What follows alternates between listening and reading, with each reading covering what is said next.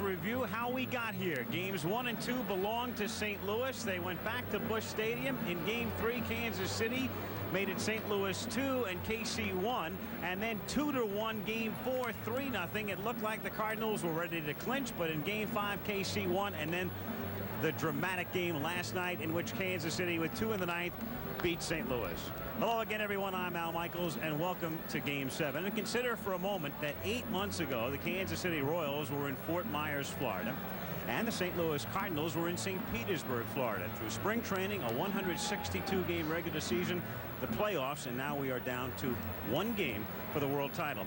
I am not sure that is precisely what Abner Doubleday had in mind, but I don't think he would have complained. Let me turn now to Reggie Jackson. Your thoughts on Game 7? You know, the 7th game of the World Series really doesn't need any hype, Al. 7th game of the World Series is every little leaguer's fantasy. It's every big leaguer's dream. To me, it's the sporting event all over the world.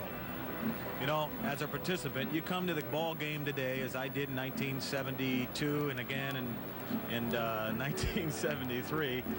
You come to the ballpark today knowing that there'll be no more batting practice, no more ground balls, there'll be no more putting the uniform on until 1986.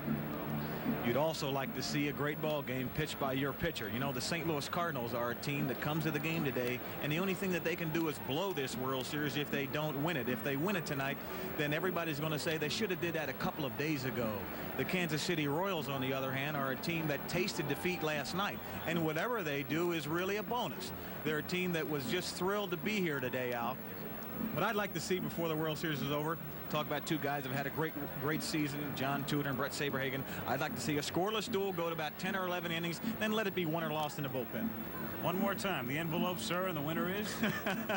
If you like underdogs, you got to love Kansas City. But I'd like to say to you tonight, Al, even though I picked the Kansas City Royals, how does Reggie Jackson pick an underdog?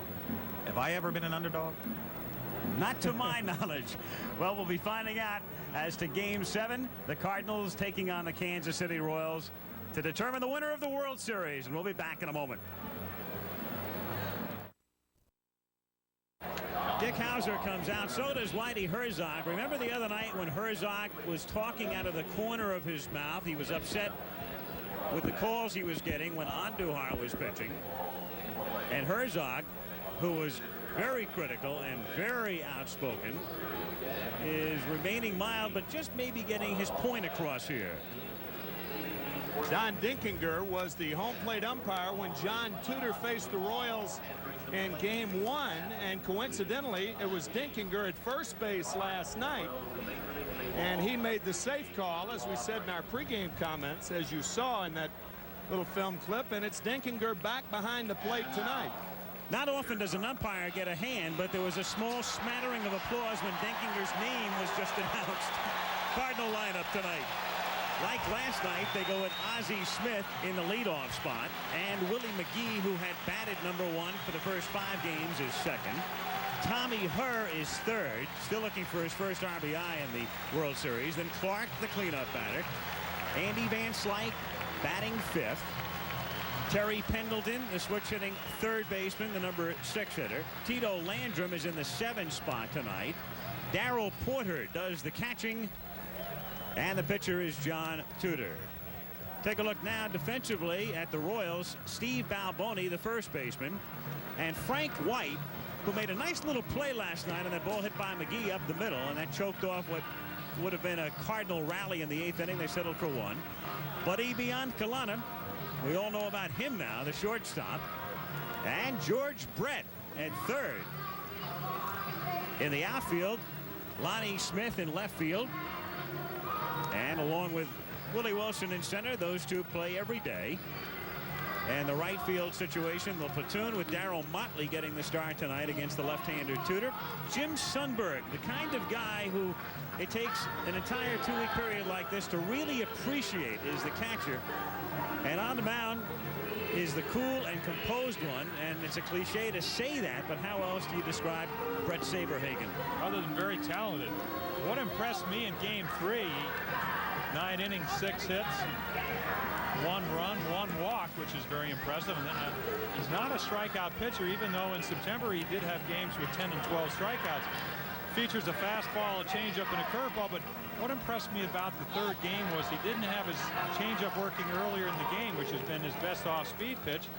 Kind of put in his back pocket till late in the ball game, went with his curveball, and all of a sudden 2 strikeouts in the 8th inning with his changeup. So he's a type of pitcher that seems to be able to establish what his best pitch is early, which usually allows him to stay in the game a lot longer. Ozzie Smith, the MVP of the League Championship Series, but 1 for 19 in the World Series. The switch-hitting shortstop to lead things off. So on a cool and somewhat breezy evening, here we go, Game 7. A strike. Smith, McGee, and Herr. Ozzie still making contact despite the 1 for 19. He has not struck out in the series. 0-2.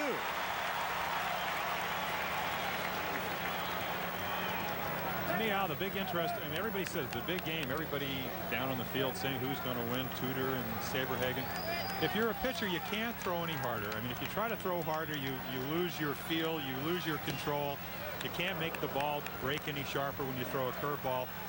What I think Reggie Jackson said last night is really playing or pitching within yourself, using all the tools that got you to where you are right now, and that's 20 wins during the regular season and 1 in the World Series. Little chopper foul, 1-2. Last night's star, Dane Orge, who got a great ovation when he came out for batting practice. Amongst the early arrivals, looking on.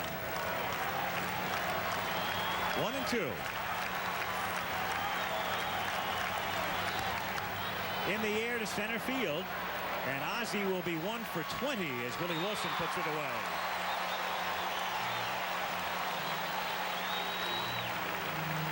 Now Willie McGee, the league batting champion. McGee last night was 0 for 4.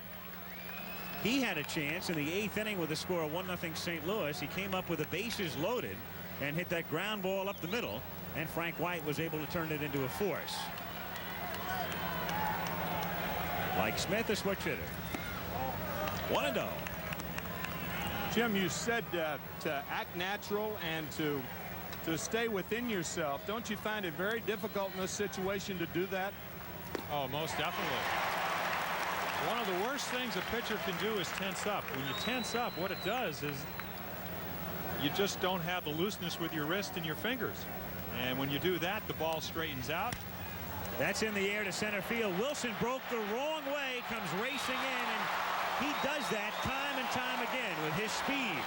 So again, Wilson having trouble reading it off the bat, but it hangs for him. 2 down. This ball in on Willie McGee. There have not been a lot of balls hit hard off Kansas City pitching. As Al said, Wilson broke back and now in. Speed makes up for a lot of mistakes in the outfield. But my point about Brett Saberhagen and John Tudor, you're almost asked to act normal in an abnormal situation. Tommy Herr tries to drag his way on, and the count is 0-1. Well, what's really abnormal is that 3 years ago, Brett Saberhagen is in line at a high school graduation. 1982, a graduate from Cleveland High in Reseda, California. His last high school game he pitched was in Dodger Stadium. 0-2. Dick Hauser, who's managed the Royals since 1981. Whitey Herzog seeking his 2nd world title with the Cardinals.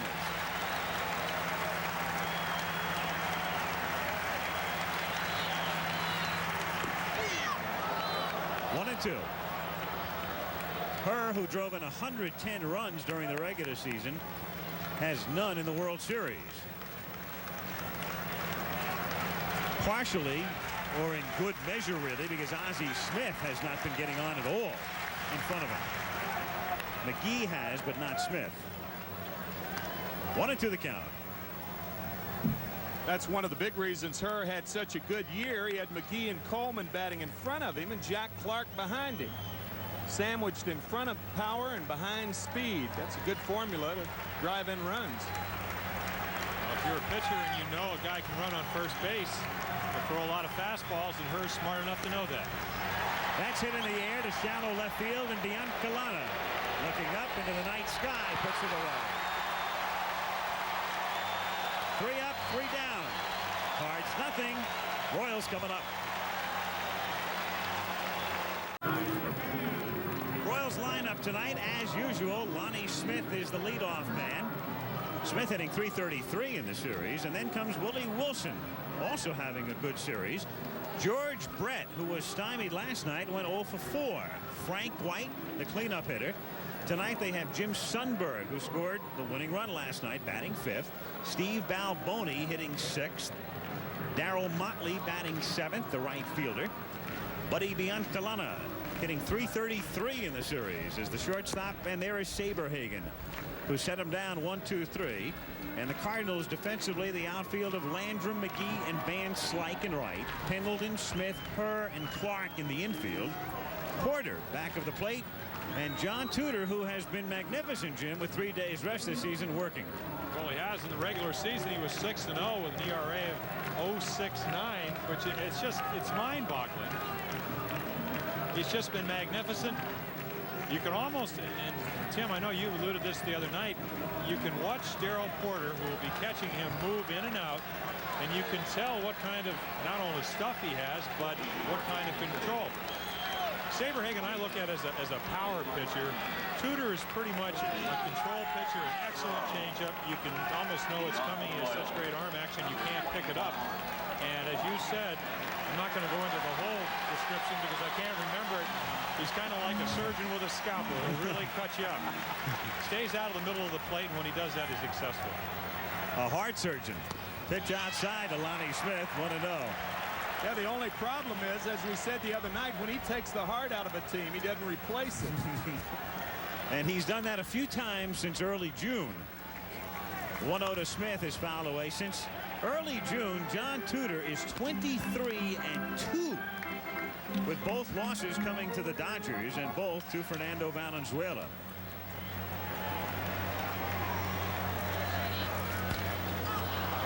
Popped in the air, right side for Van Slyke coming on, and there's one away.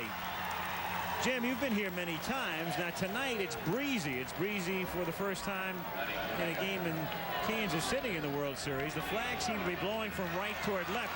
What about the effect on the ball in the air here? Well, the ball that really travels is really from the bullpen over. You hit the ball down the line, and you're going to look at the wind and say which pitcher does it favor. It definitely favors Saberhagen. There'd be a lot more right-handed batters hitting off of Tudor. If they hit the ball, talking about Kansas City, from the bullpen over, the ball is going to carry very well. Wilson takes a strike, and the count 0-1. Home runs have been a scarcity in this World Series. In the 6 games, there have been 3.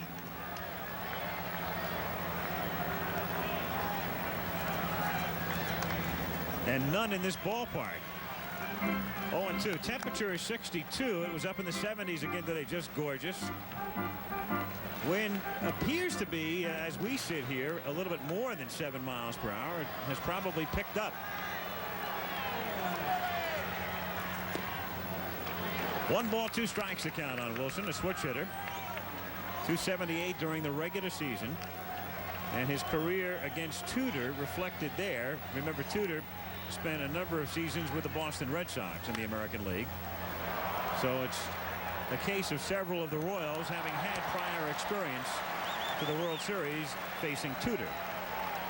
Batting coach Lee May for the Kansas City Royals was talking to him before the game, and I said, what's the key? What have you advised your hitters to do against Tudor? He said, we have to hit the ball up the middle. We have to go the other way. If we try to pull him, we don't have a chance. Grounded to short. The Wizard of Oz throws out Willie Wilson, and there are 2 down. Of course, I'm sure there are a lot of batting coaches around the National League that said the exact same thing. That's the thing about John Tudor. If you try to go up the middle with him, he does have enough velocity to get in your kitchen and to throw you inside, and that's what he did with Willie Wilson. So if you're looking for the ball away to try to hit back through the originator, and he gets inside, then he'll jam you, and that's what just happened to Willie. 2 out, bases empty, no score in the bottom of the first inning. Brett at the plate. And he rips it into right field for a base hit. Well, how long did you expect him to stay in a slump? 2 nights? He was out early taking some extra hitting. High fastball, not a great pitch, but it's still up in the strike zone. And to be a good hitter, you got to be able to get on top of the ball. You can see for yourself, the fastball is in the center of the plate. You got to have a quick bat to get on top of that type of fastball. Frank White, 6 for 24 in the series. Hits it in the air to center field, deep but playable for McGee, and that's about a 395-foot out. Brad a single, they strand him. We played 1, no score in Game 7. Jack Clark to lead things off, no score. Brett Saberhagen working on the Cardinal cleanup hitter and strikes him with a good curve for a strike, 1-1. And he doesn't like the call. He doesn't like that call because that ball's unhittable. Talk about a good curveball. Again, it's not where the catcher catches the ball. It's where it goes over the plate.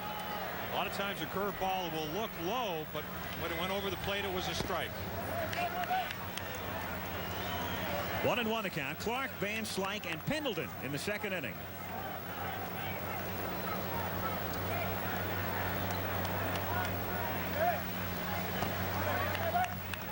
Kind of like Jack Clark saying, doesn't he know I'm a first ball fastball hitter, and he throws me a curveball like that? Herzog back of Johnny Lewis and Ivan De Jesus.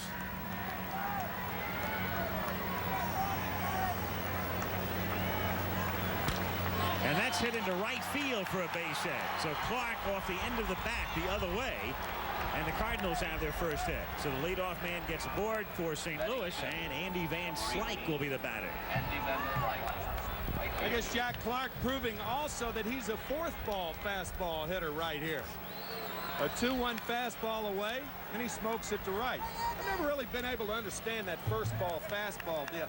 I mean, you really handcuff a catcher when you tell him don't never throw a first ball fastball hitter a fastball on the first pitch. Clark bluffs going, and Van Slyke swings and misses. That's why you can't always listen to the guy that tells you that. That's exactly right. Those scouting reports, you have to decide what's best for you. They are helpful to a degree and to a point. 0-1. Clark at first base.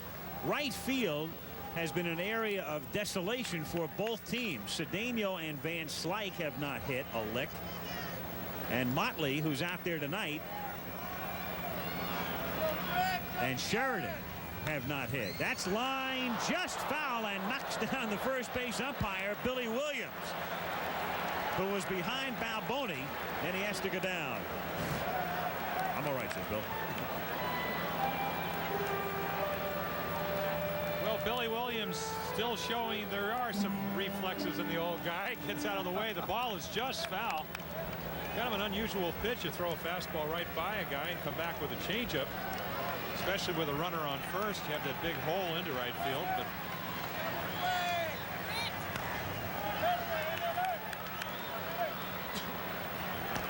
you can see on a ball hit back to Saberhagen that Buddy Biancalana's got to cover second base because Frank White is playing Van Slyke to pull.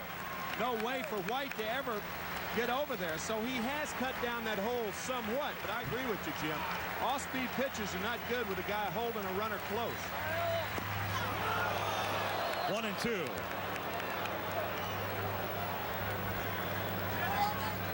Brett Saberhagen. He or Ron Guidry will win the Cy Young. There's little doubt about that.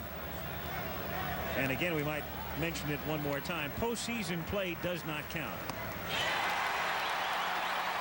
Van Slyke becomes Saberhagen's first strikeout victim.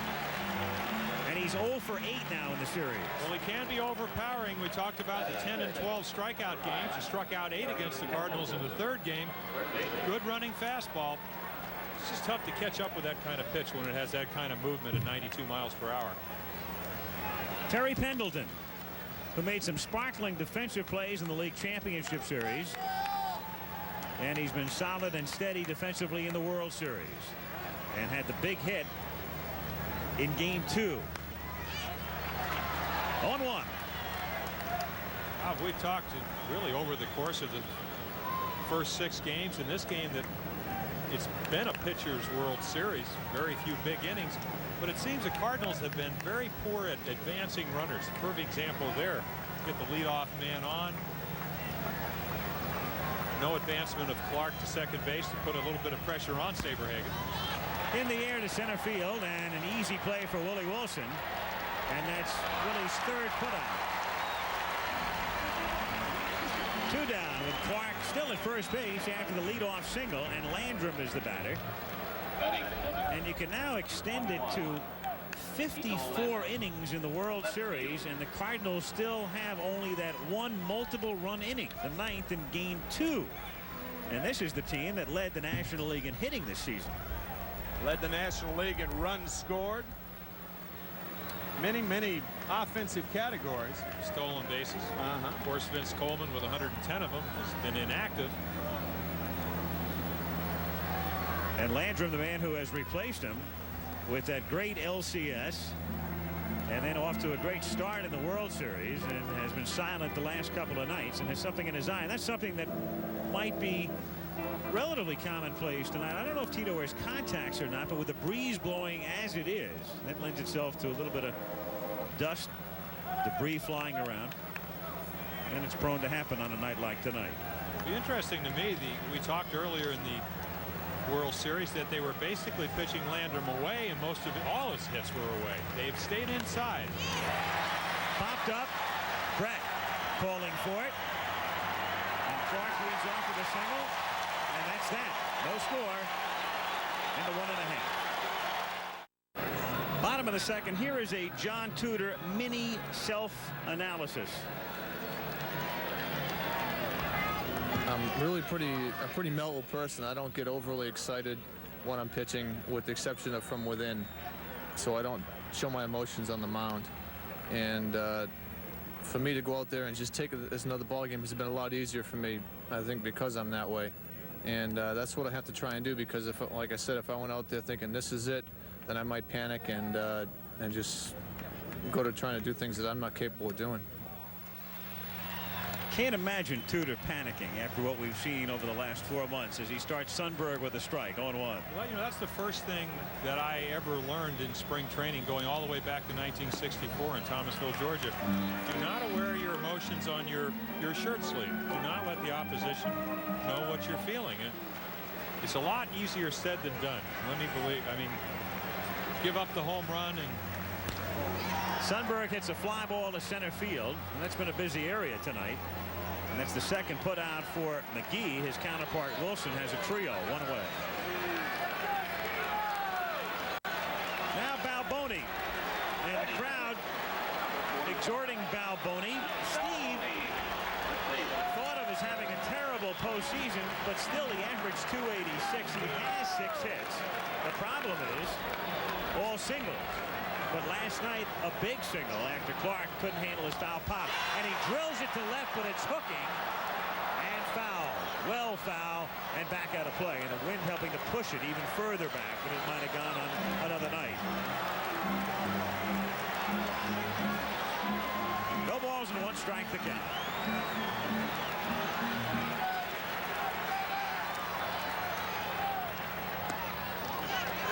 One and 1. 36 homers and 88 RBIs during the regular season for this man.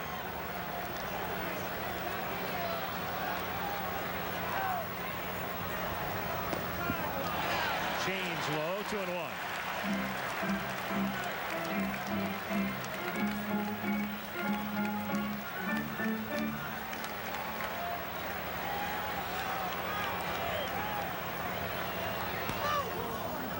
2-2 the count. That's one of the few times Tudor will give in to a hitter. He gave in to him with the hard fastball then, and he wanted to keep that ball away, but he got it right down the middle of the plate, and that ball was certainly hittable for Balboni.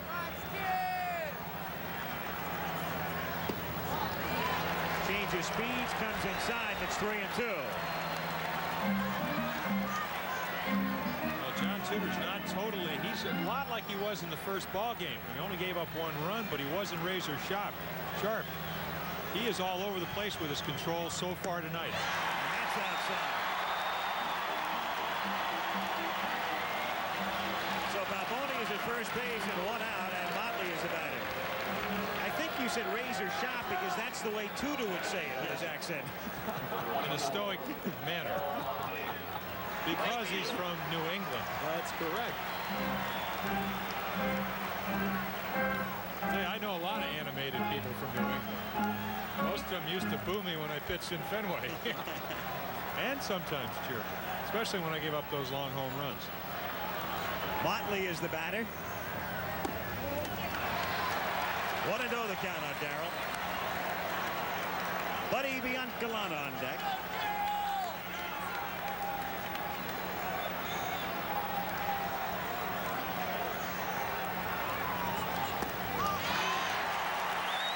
And it's 2-0.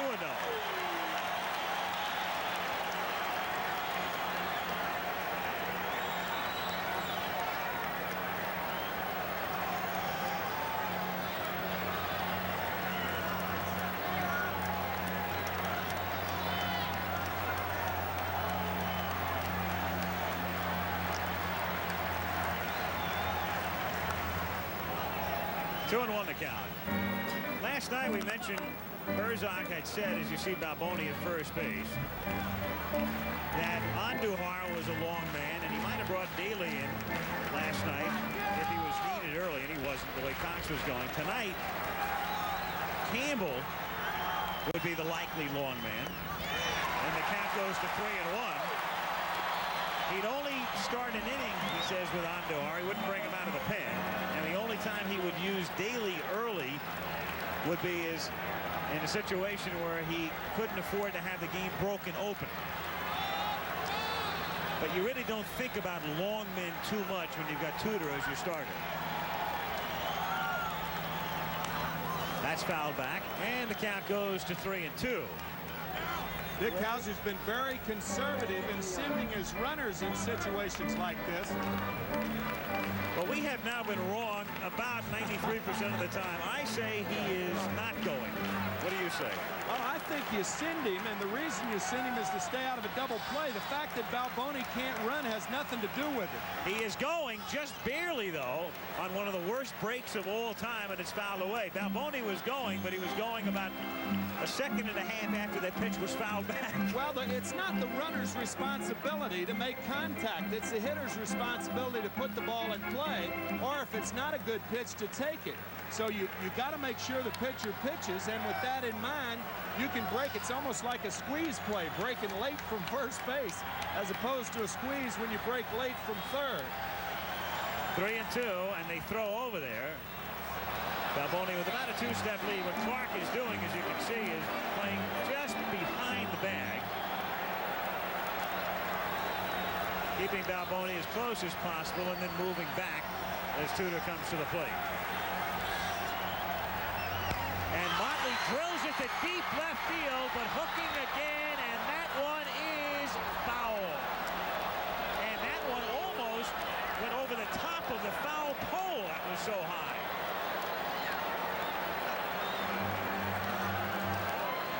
Did go over the top of the foul pole, and that's one of the most difficult calls for an umpire to make.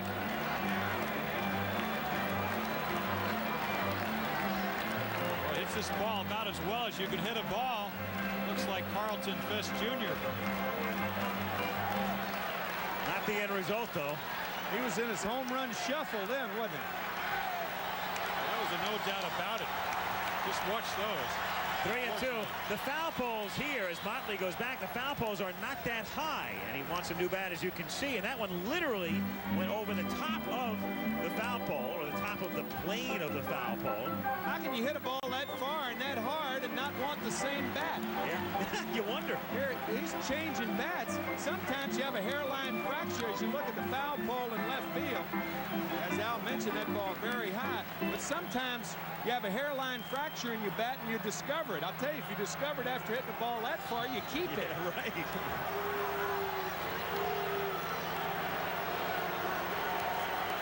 Clark going to the mound to talk about what he was going to do holding Balboni on. 3-2 with 1 out.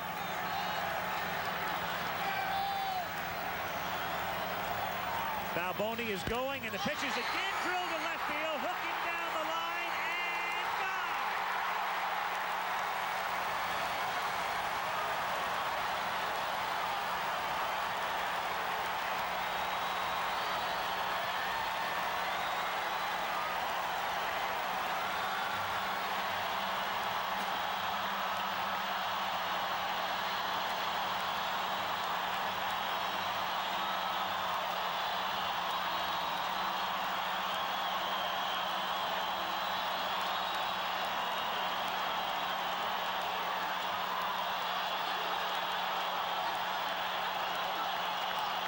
Biancalana takes low. Motley found the right bat.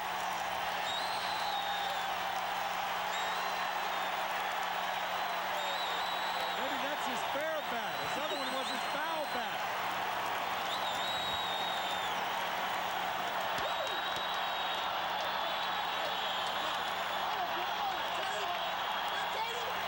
They want another curtain call. That's ripped right to third and right at Pendleton. 2 down. Well, it's said comically and tragically that experience is what helps you recognize a mistake when you make it again. And John Tudor makes that same mistake again. After Motley had drilled one deep to left field, foul, he hits this one fair. He knew that was fair. Man, he smoked that ball. Saberhagen takes a strike, and the count is 0-1. We talked going into this game that the reason that John Tudor is so successful is that he has a great changeup. He cannot get his changeup over tonight at all. 0-2 the count.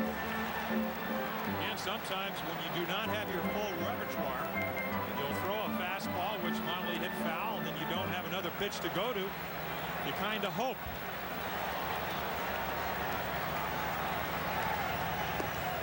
Check swing, appeal, get the call at first base. Saberhagen can't believe it. Billy Williams said you're out of there. So the crowd boos, but the cheering will start in a moment when Motley moves to right. There's the changeup.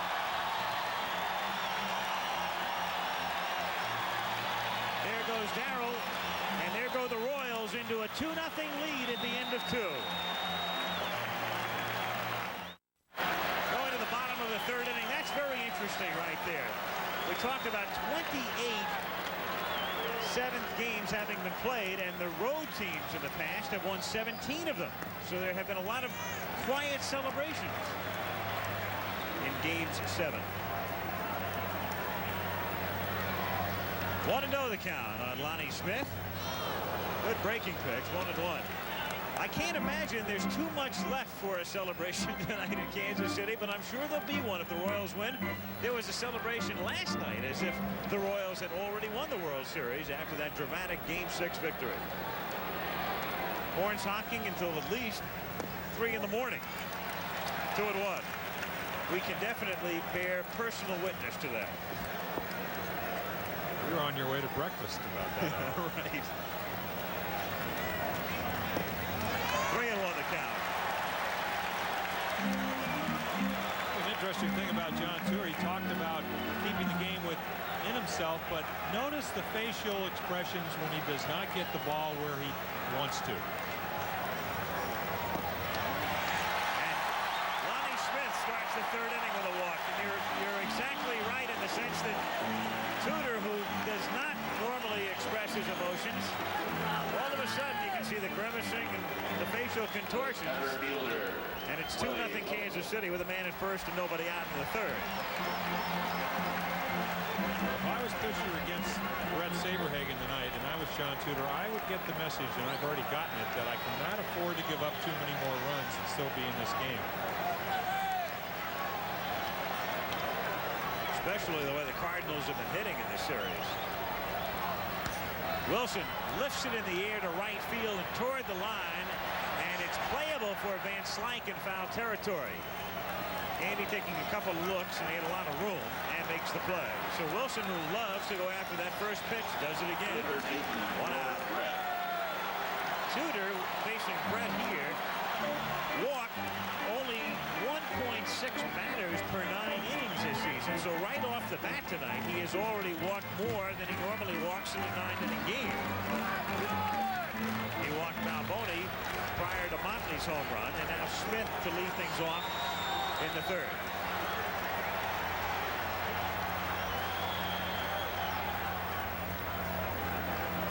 Something I wonder about. Tudor pitched 273 innings this year. The most he ever pitched before was 242.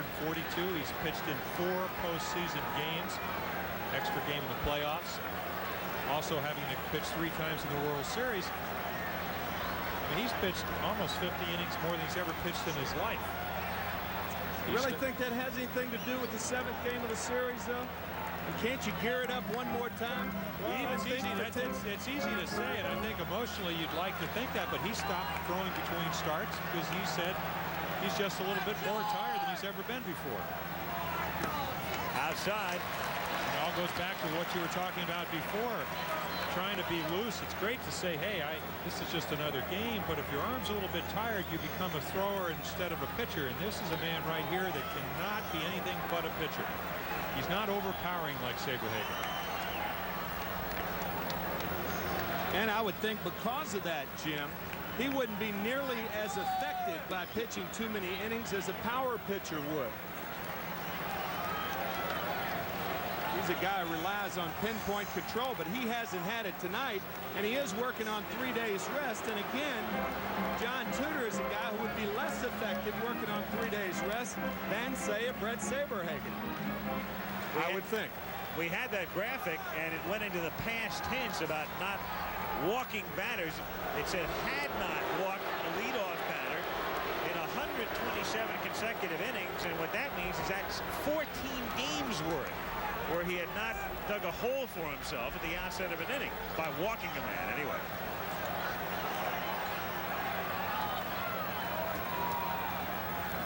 He had Smith going back that time as he delivered, and the count is 1-1.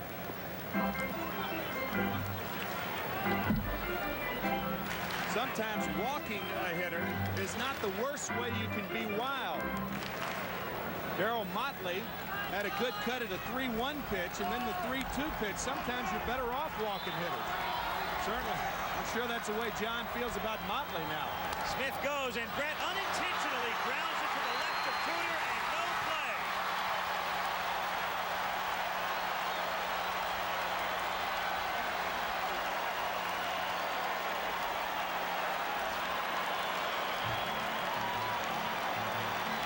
Pitch that Brett really doesn't want to swing at. Excuse me. He's off to the races. Tudor doesn't come up with a play. Pendleton goes by him. No play anyway. That's definitely a base hit. Brett is now 2 for 2, and the batter is White, who flied out in the 1st inning. John Tudor really has to be alert with Lonnie Smith on second base. His outstanding speed, and he is a go-for-the-throat type of player. And they're in that position right now. Hit down the line, hooking, and going foul. The count is 0-1.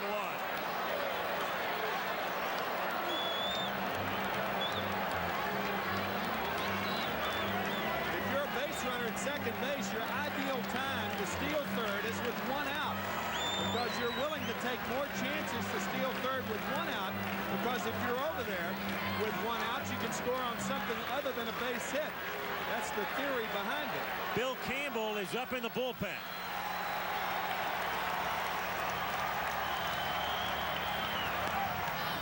Fouled away, and the count is 0-2. You don't wait around in Game 7. Campbell throwing 3rd inning.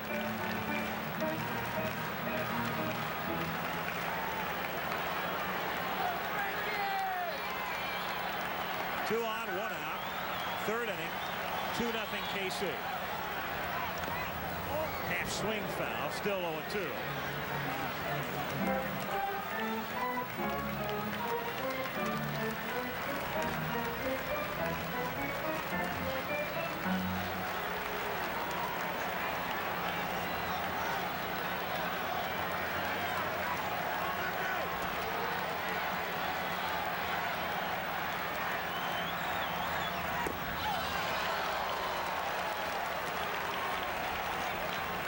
Smith, the runner at second, and Brett at first. 1 out.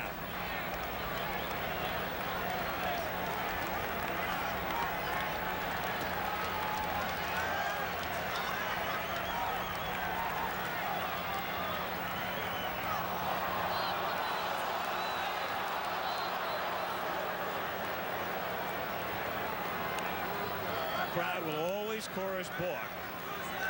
It will never be called.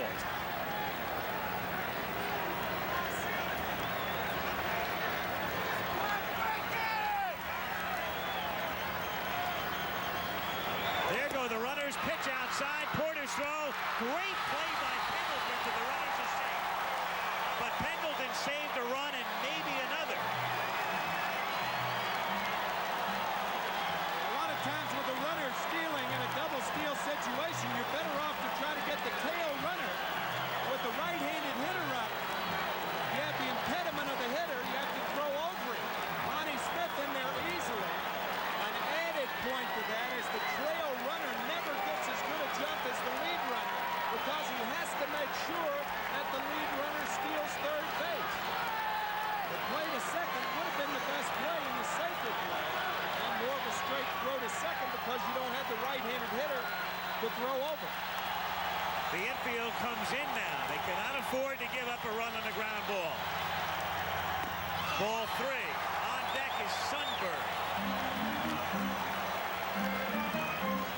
And it's not the worst thing in the world for Tudor right now to walk White because Sundberg is prone to hitting ground balls, and that might get you out of the inning. He'll either make his pitch, or as you said, go for the walk. Does set up a double play.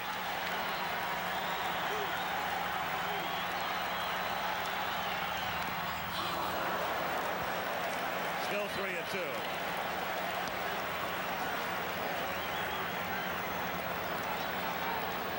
I think the fact that the Cardinals are playing the infield in, or at least halfway, indicates that manager Whitey Herzog realizes they haven't been scoring a lot of runs. When you play in, it enhances the ability of the hitter to hit the ball by you. If that happens, it's going to be 4-0.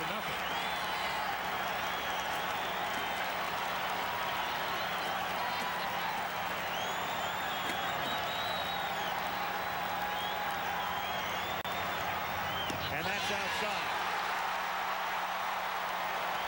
So they're loaded up with Sundberg coming to the plate.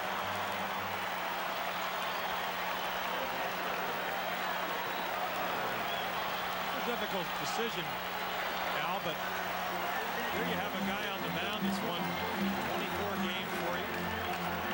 That's Whitey Herzog screaming at Don Dinkinger, and I think it was the 3-1 pitch to Lonnie Smith that he's talking about.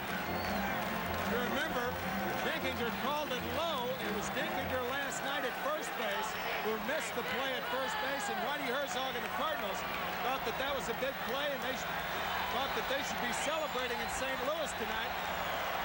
A big play when Orta was called safe leading off the ninth. Infield double play depth, that's a strike. Dinkinger is no stranger to watching Tudor pitch when John was in the American League, and in fact just last week Dinkinger was back of the plate in game 1 when Tudor pitched. 0-1 the count. 1-1.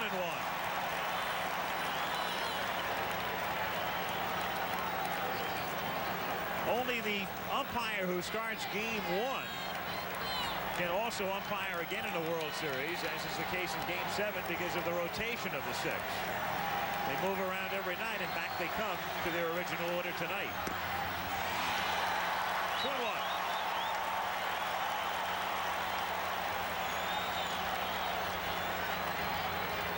Breeze has really picked up. It's whipping around the stadium now.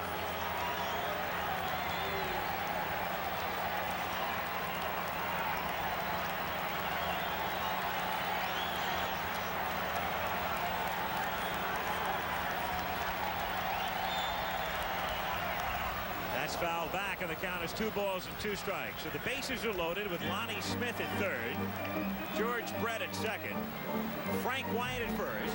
1 out at the bottom of the 3rd inning. 2-0 Royals. contrast to the game that Tudor pitched the other night. He was commanded the entire game with the exception of the 7th inning when he got McRae to ground out with 2 outs, excuse me. Saved by Porter. 3-2 the count now. I was saying before, Whitey Herzog, 7th game of a World Series. You see a guy that won 24 games, 11 shutouts. You still have to make a decision that's going to allow your team to win. Tudor does not have command of any of this stuff tonight. We're looking at a big inning. As was occasion, Philadelphia a couple of years ago when they hooted Bert Hooton off the mound in a playoff game. The crowd is trying to induce a walk. And they get one.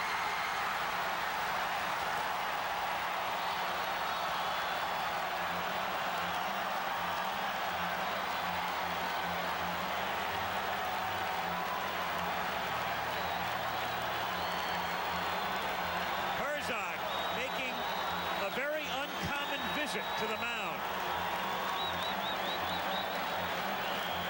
It's been a long time since he's gone out to see Tudor in the 3rd.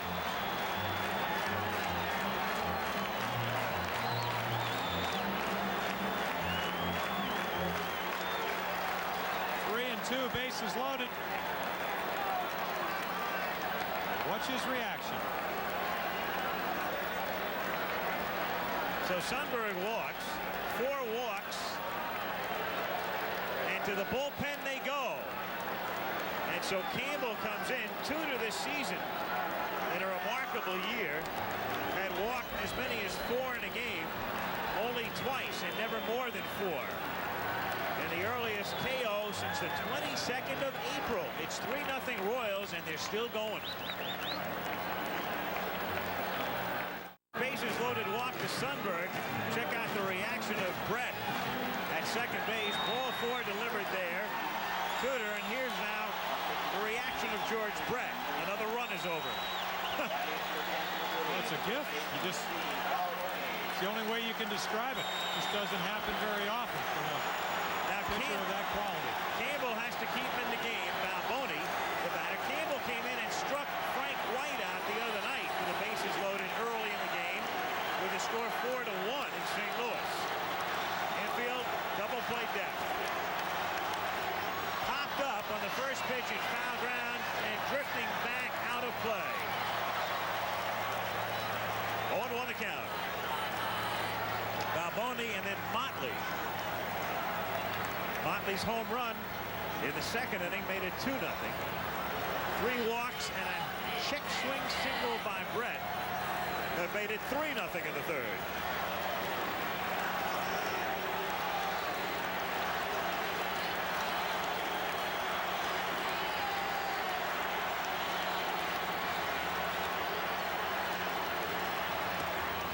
Backhanded by Porter, and the count 1-1.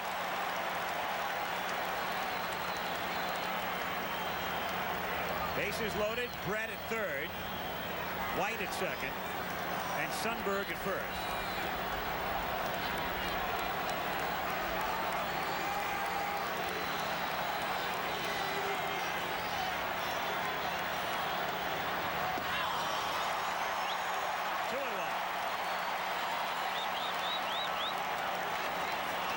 This is what relief pitching is all about. Coming in, you haven't had a chance maybe to really get loose. You don't know what the mound's like, and you got to face Steve Balboni, 36 home runs with the bases loaded. It's good in one respect. He strikes out a lot, and he is a double play man. You think about those 36 home runs.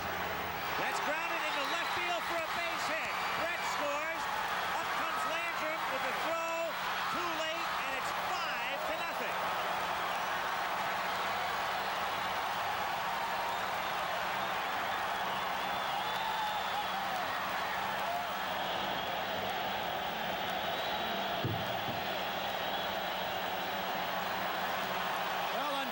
For the Cardinals, this is what hitting's all about, too. A 2-1 count and a fastball. You can sit on a fastball, and if you don't get it, you're in a position to take it. Hitter's delight. Royals up 5-0. What a remarkable ball club this Kansas City Royal club is. They were down 3-1 against Toronto. They came back and beat them. They were down 3-1 against the Cardinals, and they have won 2 in This is the 6th time they have been forced to save match point, and they lead 5-0. Motley, strike, 0-1.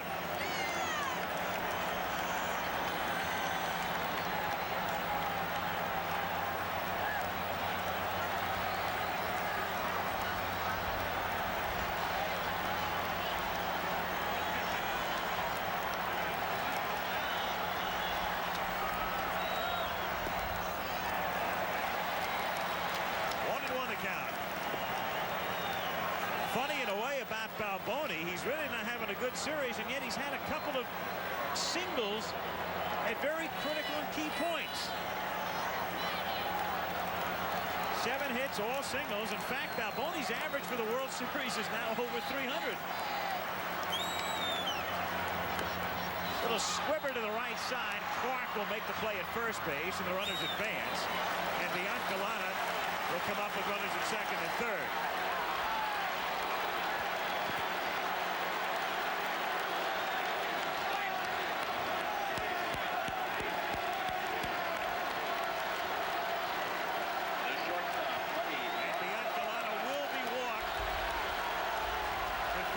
Open, and Saberhagen on deck.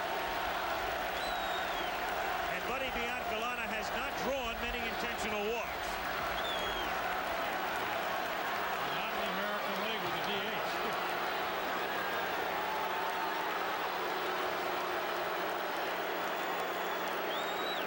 Saberhagen will be the 9th man to hit in the inning. Cardinal bullpen active again. And with everybody at the ready tonight, Bob Forsch and Ricky Horton are the men who are throwing. Horton is the left-hander. Forsch, the starter in Game 5, and Rock early. American League pitchers 0 for 46. Going all the way back to 1979, Tim Stoddard against the Pirates in Pittsburgh. High chopper into left field. This proves once again that a lot of times it's not that you win, but how you win. The Royals winning last night with that dramatic 2-1 win on the pinch hit by Dane Orge. And they've carried that excitement right into this ball game.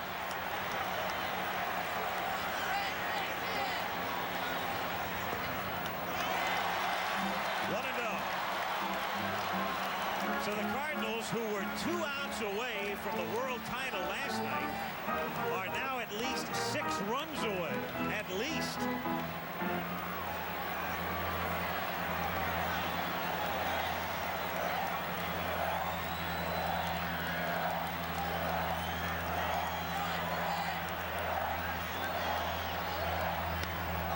Fouled away, and the count 1-1.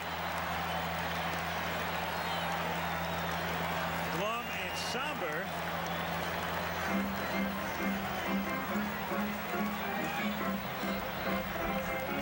The same bench that was on the verge of exhilaration last night. Lanier was the man fronting Herzog.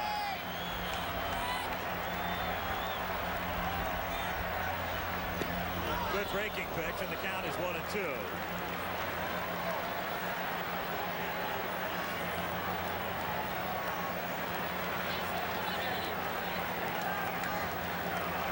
Nothing Kansas City with the bases loaded and 2 out. Bottom of the 3rd inning.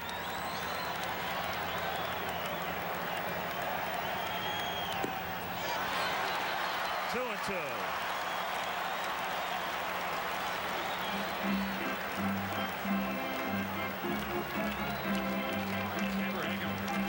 Impressed me with the bat in St. Louis.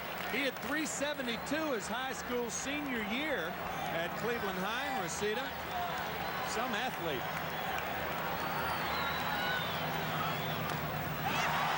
Little squibber, and they let it roll, and it goes foul. Still 2-2.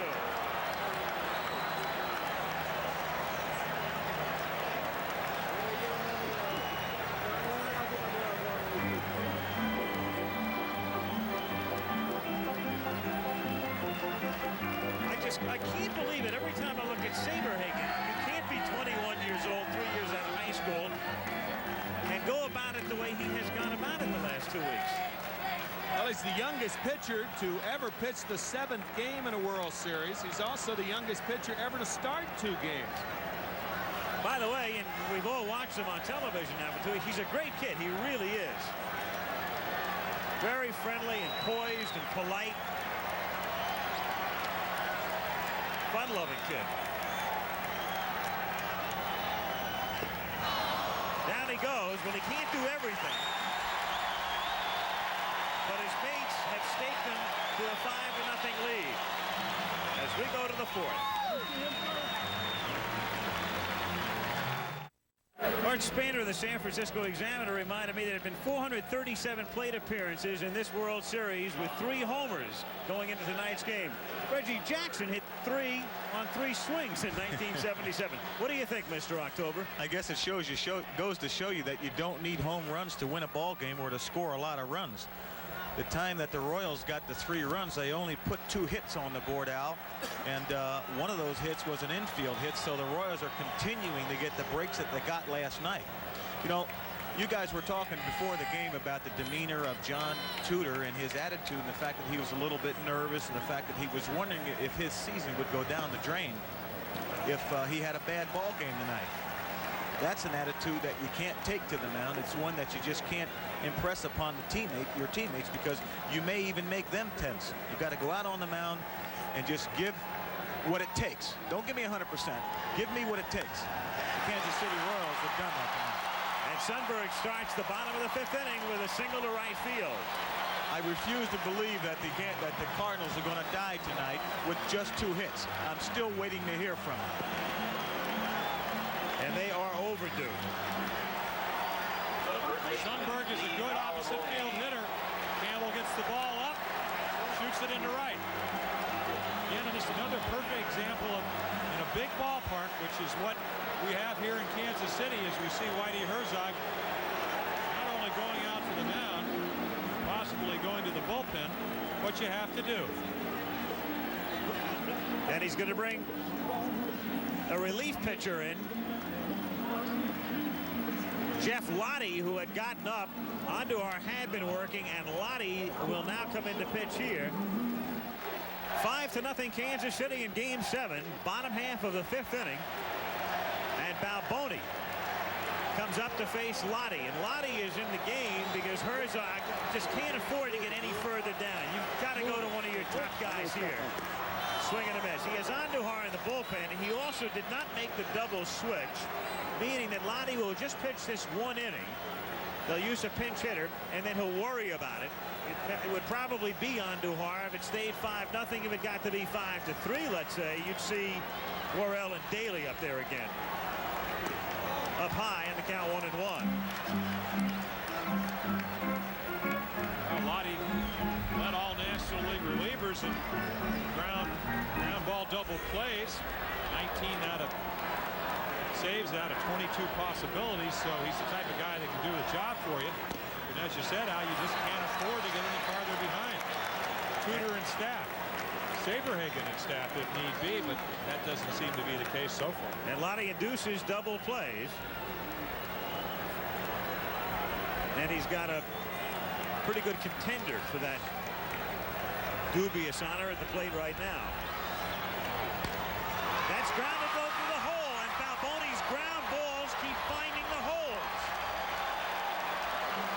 One of the reasons Balboni's ground balls keep finding the holes because he hits them real hard.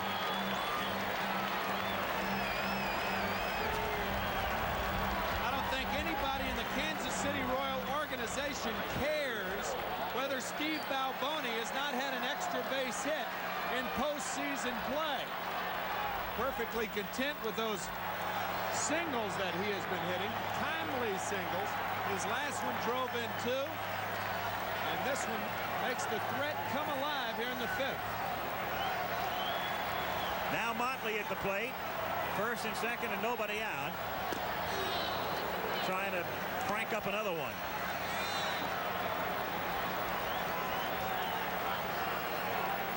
In a situation that most likely will not see the bunt because they'll walk Biancalana. It brings up Saberhagen with 1 out.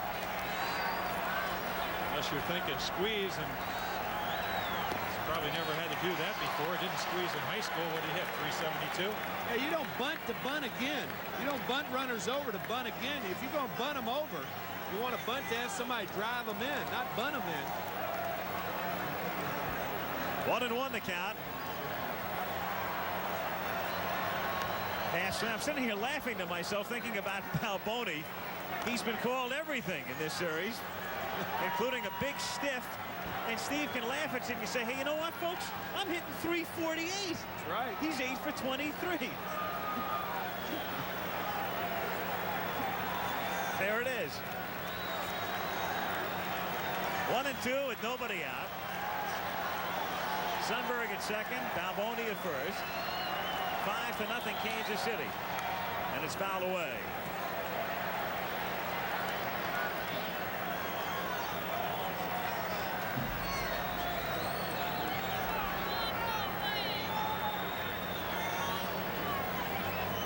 Crowd has settled back into what you might call right now a very comfortable posture. Exuberance early on and a lot of cheering, and I'm sure already a lot of hoarseness. But there's the anticipation of what the rest of the night will bring.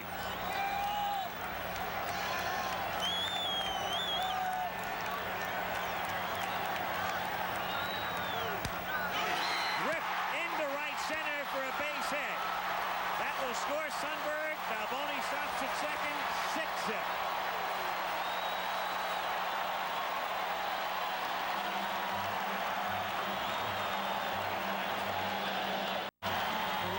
Successful, he has to be down in the strike zone.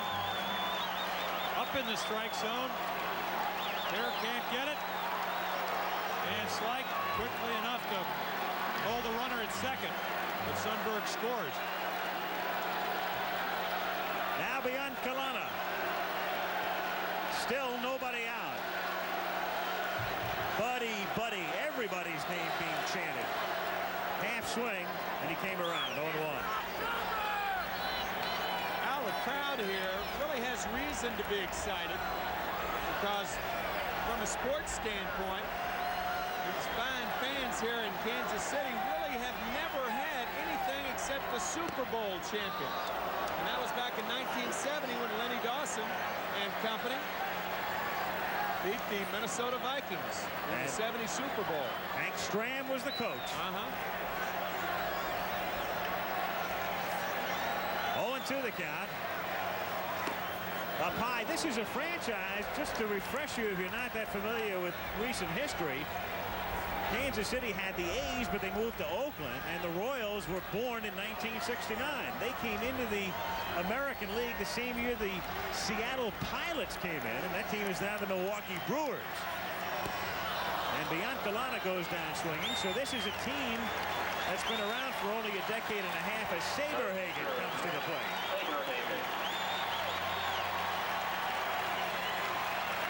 And the Chiefs through the years have had a decent share of success. They had a hockey team, but they left town. They had a basketball team, but they left town for Sacramento.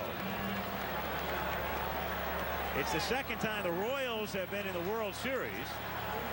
They lost in 1980, and now they're on the verge of winning this one. As Saberhagen grounds to Clark, he goes to second, one back to first, not in time there.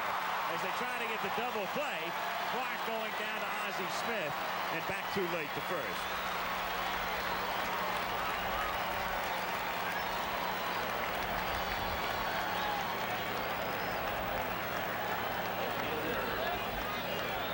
Well, the bunt's too hard. One of the big adaptations that Clark had to make coming from right field is throwing. Perfect throw. We talked about Saberhagen's ability as an athlete. Hustles all the way and stays out of the double play.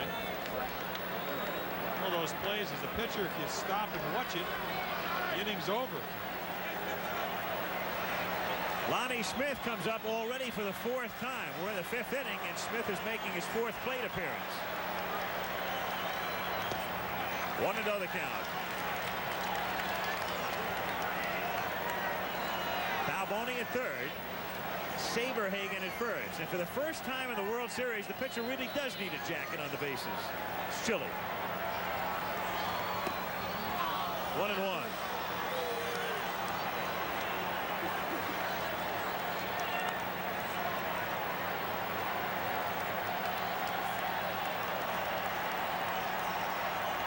may be chilly, but to this crowd, it's a balmy 75 right now.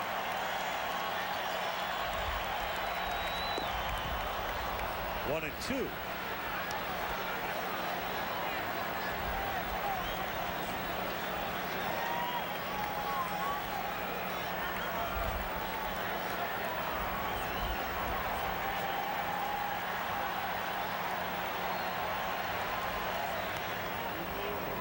Looking at Hauser, we told the story the other night, not Steinbrenner's kind of guy, kind of a mutual departure.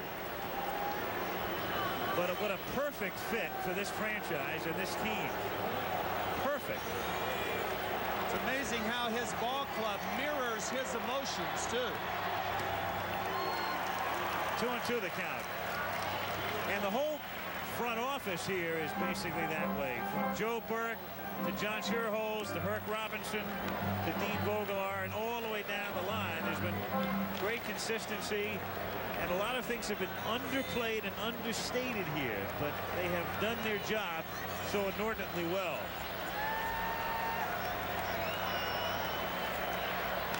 Fouled away, and tonight they're looking for the grand prize, and they're not very far from it. One of the marks of a player, a team, and an organization is if they can keep the same face, even in the face of adversity. Down 3-1, they were the same people throughout. Hit by Pendleton. Now Boney will come in to score. Saberhagen being waved toward third. Ferraro's going to send that to the plate. Ozzie Smith takes the relay. His throw gets by Porter, backed up by Lottie. 8-0.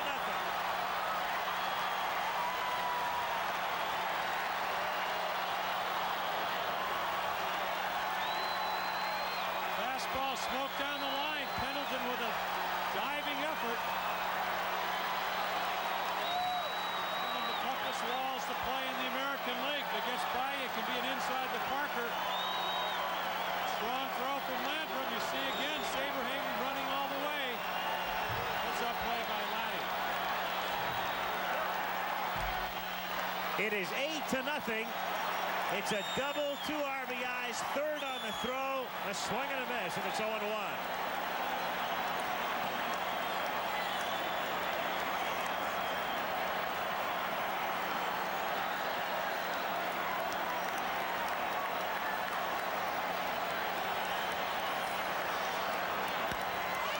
Chopper toward the middle, backhanded by Hurry. He's got to hurry. No, 9-0.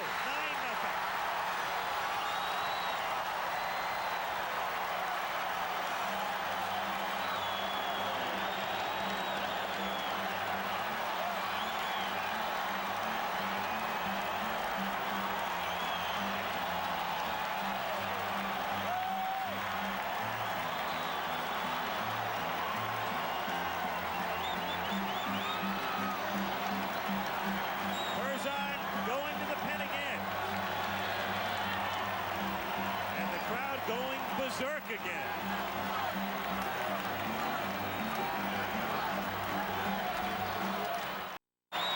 Ricky Horton becomes the 4th pitcher to work tonight for St. Louis. And he faces Brett, who is the 8th man to hit in the inning and the 17th man to bat in the last 2 innings. And he rips it into center field for a base hit. Wilson on his way to third, and the beat continues, and Brett's 4 for 4.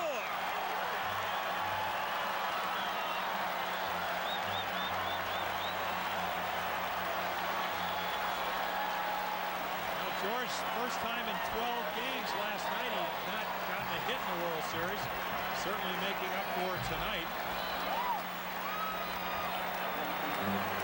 The Royals are on the verge of doing something historic, which we have mentioned a couple of times during the World Series. No team ever lost the first 2 at home and came back to win the series. Several teams have lost the first 2 on the road and done it, but never in this sequence or pattern. Royals hitting around for the 2nd time in 3 innings, and the pitch to White is inside. 1-0 the count.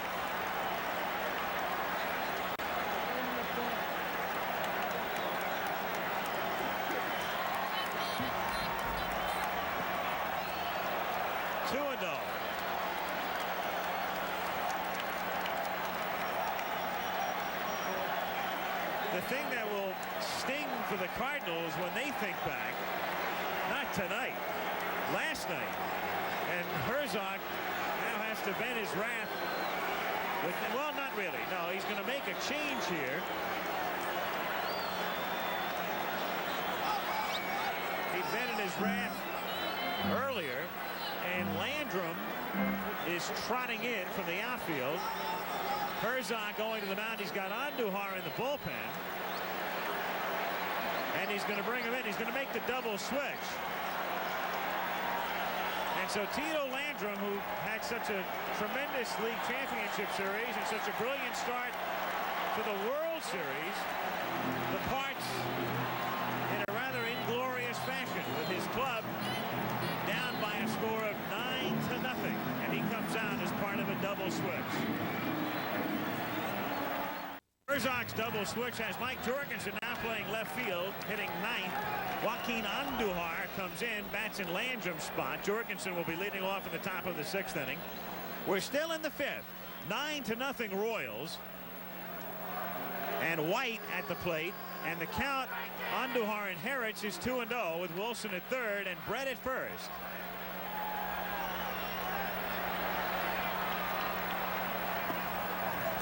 Two and 1 the count. Most hits in the 7th game. Brett has put his name up there with Carey and Collins and Stargell, who did it in '79, and George isn't finished by any stretch of the imagination. He might have a couple of at-bats left, huh? 2-2. How nervous was Brett today? Well, he went to the Chiefs game this afternoon across the parking lot. In fact, he went with Whitey Herzog, or at least met Whitey there. Sat together in the same box.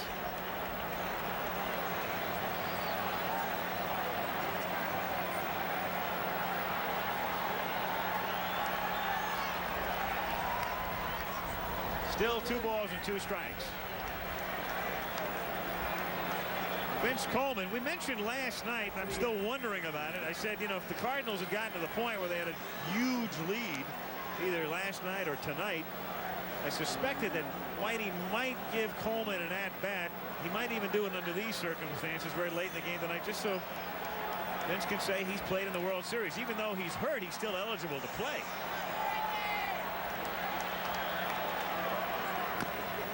Little chopper. He could come up and swing the bat and trot down to first base, and if he somehow reached, they could take him out. But something that, you know, Herzog just might think about doing later on tonight. Actually said today that he felt he could have played. I mean, not have played, but he actually could have played. The doctor didn't, of course, concur with that, but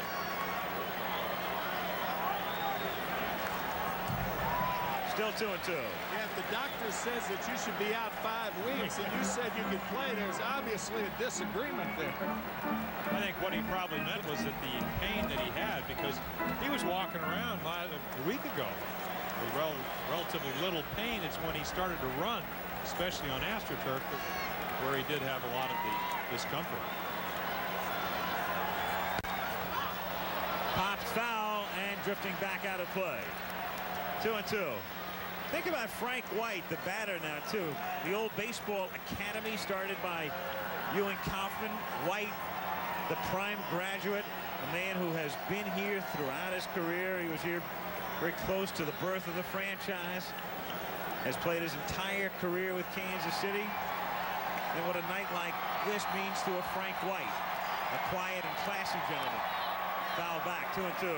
He is the only Royal that's homered in this series, and he did it off Joaquin Andujar back in Game 3. Oh, of course, Darryl Motley this evening has homered.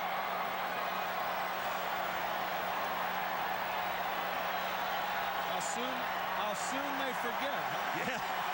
Seems like about 4 hours ago. What do you mean they, right? right, exactly. 3-2. Jumped on that one, did you? A lot of home runs I forgot. Prior to tonight's game, shoulda, woulda, and coulda. Crowd amusing itself with the wave, which is something you normally do when you're down 9-0. Softly hit off the tip of Pendleton's glove for a base hit. Wilson scores. Brett to third. They're in double figures.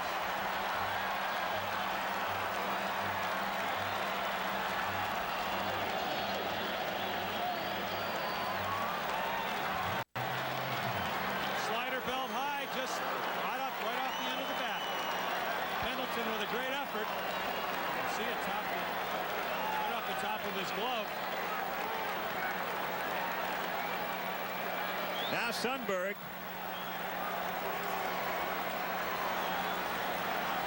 Ten to nothing. Strike. I don't know what the definition in Webster's is of extreme agony, but I think one definition would have to be having to be a St. Louis Cardinal at this moment, knowing you're down 10-0 and you're only in the 5th inning. In the visiting ballpark. If you look up the definition of agony, it would probably say dash. Check 1985 World Series 7th game St. Louis Cardinals, because it's an agonizing defeat. Well, the agony is that you have to stay out there right now. If you get beat at the end, that's agony in another sense. To lose like they did last night, but to lose like they're doing tonight and know that the game still has probably an hour or so to go.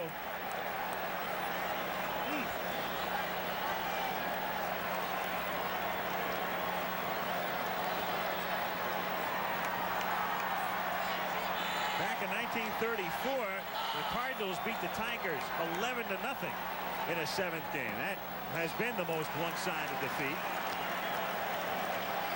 That was the same series where Ducky Medwig was taken out of the game for his own protection. And it was that game, as a matter of fact, where Medwig was taken out as the fans in left field for Detroit throwing things at Ducky. Is that how he got his nickname? Duck. Not bad, Palmer. Not bad. Not too shabby. It's 10-0. What are we going to talk about? A lot of pitchers ducked that year because I think it was that year when Ducky Medwig had 64 doubles. It's an all-time record. Next 4 innings come up with records. 3-2 the count. Andujar angry with Denkinger and wants Porter to come out. Now he's about ready to get tossed out of the game, and somebody better step in a hurry. Not only the frustration tonight, but the whole end of the season for Andujar, and Williams is getting him out of there.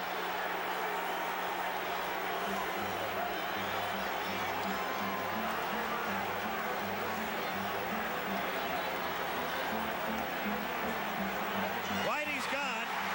You can see that coming.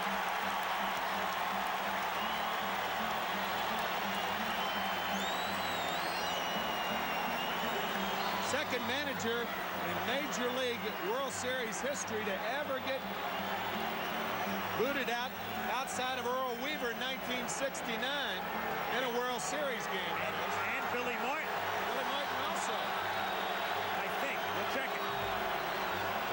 I remember Billy Martin's argument with Ed Sudol when he was behind the plate. And now things are really getting very heated now, and out of the dugout they come. And the Cardinals are venting their wrath on the umpire. The Cardinals just don't know what to do right now. They are so angry and so frustrated that you can almost sense this kind of a scene coming to a head. This is a long and excruciating situation. This is why we began to talk about it in this inning. We checked it. Martin was ejected in the 76 series, so Herzog is out of there. He can stand in the tunnel and relay instructions. Really just it's a gesture when you throw a man out. Andujar is beside himself. Well, see for yourself. Is the ball a strike? That ball wasn't a strike, I don't think, in fairness to everybody. Because I don't really think, Tim, that it has anything to do with tonight. Obviously, they're upset, but last night there was the pivotal play. Dinkinger calling Orta safe at first when they felt he was out. There's Jim McKean behind the plate when Andujar pitched before, when he really did not have much control. It was all over the place. They felt that they didn't get the breaks then. There was another call that Jim McKean had on the bases, which really didn't have anything to do with it. I have never seen a team come this unraveled, but I can understand it. I can understand it, but you have never in recent recent times watched a team come this unraveled. The pitcher comes down, the manager gets thrown out, guys are out of the dugout moving people away from umpires. But that's what happens. It's 10-0 in the 5th inning, and you've blown a 3-1 World Series lead. And you've done it this way, and you got to stay out there for another 4 innings. It's 3-2 as you get back to some semblance of baseball. And it's inside ball 4. So they're loaded up now, and Andujar's thrown out of the game, and they better get him out of there. They better get him out in a hurry.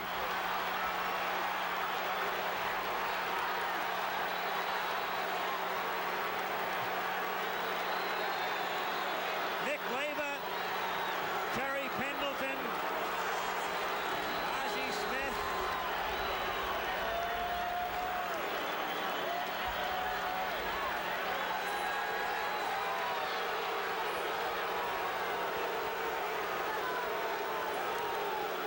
Somebody will have to keep their arms around Andujar for a while in the clubhouse as well. I'll tell you, Joaquin Andujar may never recover from the second half of this season. Oh, boy. I think you're right. I think you're right. Absolutely.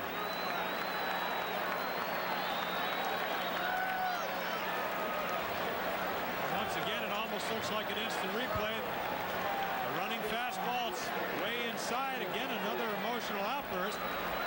Again, it does not have anything to do with tonight.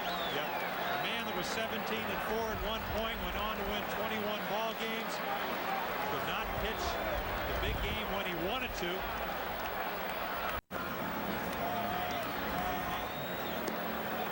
Going back to Andujar, no doubt we will possibly see a suspension in the '86 season. You go back to when Bert Campaneris in '72 threw his bat at Larry McGraw, was suspended for a week the following year. Not something you'd like to see, but you can't lose your poise, you can't lose your cool, in spite of how badly things go on the mound. I think this is just a culmination of frustration really for the last 2 months for Andujar, not to mention the Cardinals in general. What if Andujar is traded to the Royals over the winter?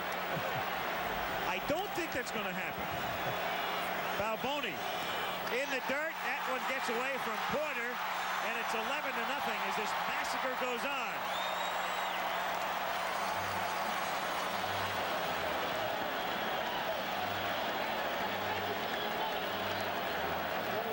The Cardinals, I would suspect right now, are being managed, at least ostensibly, by Hal Lanier as you watch the Wild pitch again. And that's with a capital W. Porter tries to backhand it. It's now 11-0. And Balboni trying to give him a 2-touchdown lead with a 3-run shot here. He's walked and singled twice. Infield is back. Hal Lanier, I would suspect, is sort of calling the shots. I say sort of because I don't know exactly where Herzog is right now. As you see, White at third and Sundberg at second. But if he really wants to manage, he can be in the runway and pass instructions along.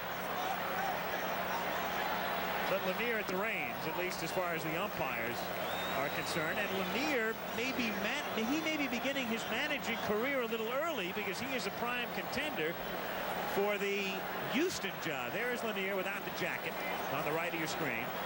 Red Shane Deanston, also Mike Rourke with Gene Gieselman, the trainer. Shane Deanston, the former manager, but I think Lanier has the card. Hit in the air to right center field and deep, but McGee is on the run and chases it down. But in the inning, Kansas City sends a dozen men to the plate.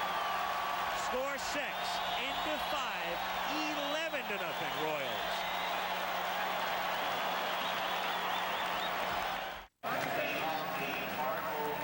Nothing Kansas City to the 9th inning. Tommy Herr, Jack Clark, and Andy Van Slyke. Brett Saberhagen lost in the shuffle, pitching a shutout, pitching brilliantly again. He had it when they needed it in Game 3, and he's their man tonight. Certainly is. We talked about control. Hasn't walked anybody. The Royals sent 12 people to the plate in the 5th inning. White, 2 outs to go. On the bench for seemed like about 40 minutes, comes back out, throws strikes. Here Everybody thinks it's a walk when the score is 11-0, but you have a tendency sometimes, a lot of pitchers can't pitch in the big leagues, lose their concentration. That hasn't been the case tonight. Clark at the plate.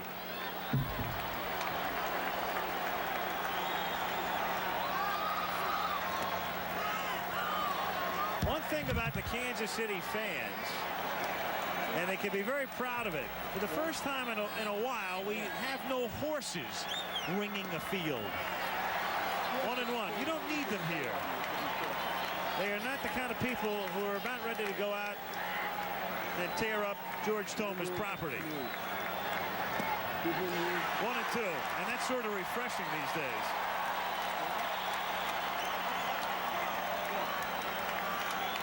You could almost pose that as we don't think. We don't think. I'm pretty sure of it. Now, a few may wander out there. In the air to center field, and it's Wilson, and there's one out to go.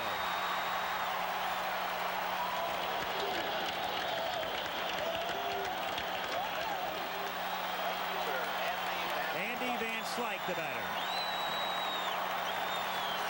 The two Bretts sharing a delicious moment.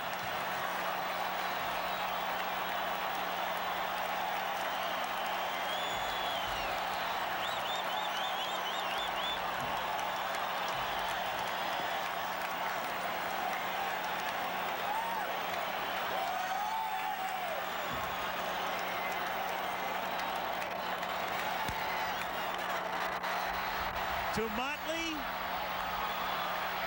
for the title.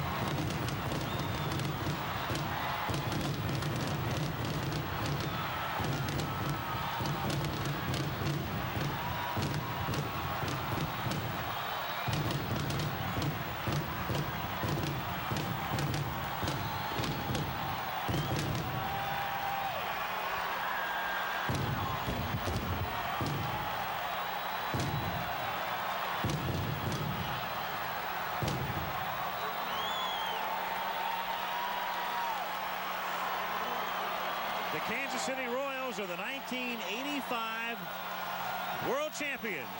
We have absolute excitement in the Kansas City clubhouse. Dick Hauser, congratulations to you. Thank you, Reggie. It was been a long haul, but it was well worth it. I'm not surprised that we did it. I'm surprised how we did it. A blowout ball game.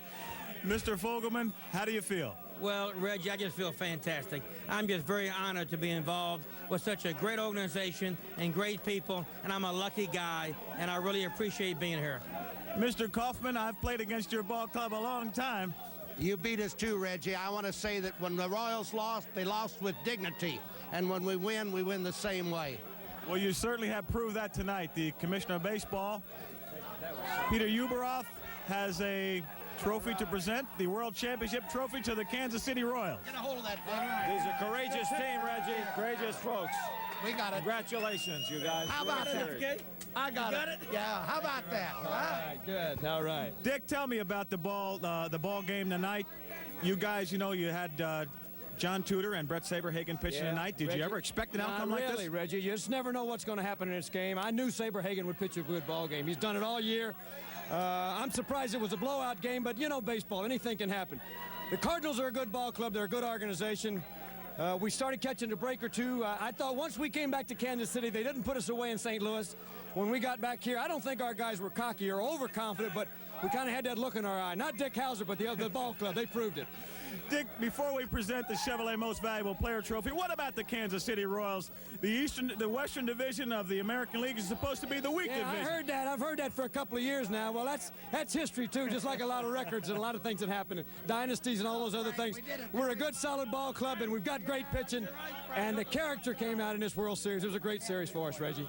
I understand that the Chevrolet Most Valuable Player Award, the most valuable player is Brett Saberhagen, who pitched a shutout tonight, gave up 1 run in Game 3.